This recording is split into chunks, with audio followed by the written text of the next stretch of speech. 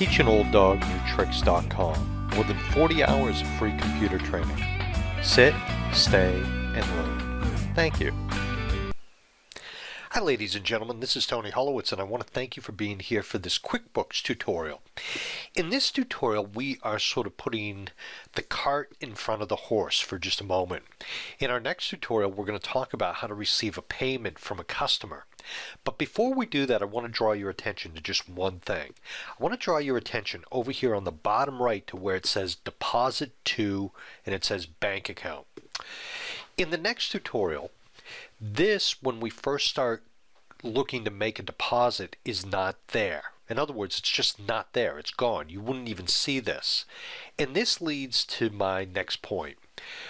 You, as a QuickBooks user, you at your company, or whether you own the company or you're just starting to use QuickBooks, you have unique situations. And there are certain things you might do one way that others might do another way.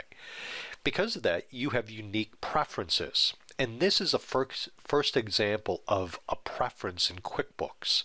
So on that point, remember that there's a good chance when you use QuickBooks initially, you won't even see this here. Having said that, I'm going to go up and click on Edit, and I'm going to go down to Preferences because I want to illustrate or show you that there are a number of preferences you can set in QuickBooks. The first one that you're really being impacted by is this one. If you look right down here, it says Payments. I'm going to come up here, and again, if I've already clicked on this, but if you haven't, just go down and click on Payments. I'm then going to go to the Company Preferences tab, and I want to show you this item right here. When I started QuickBooks, this was actually checked just like that. Because it was checked, you did not see this option here.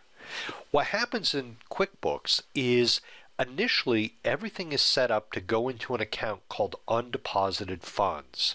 And in my next tutorial, I'm going to just quickly discuss what Undeposited Funds is and illustrate how that can be used. Again, depending on the nature of your company, that might work for you or it might not.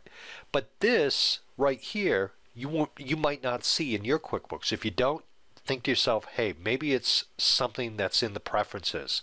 So at this point, keep in mind that one of the things I do is I do one-on-one computer training and consulting. I do classes. I do all kinds of things. But I'm available to you should you need help.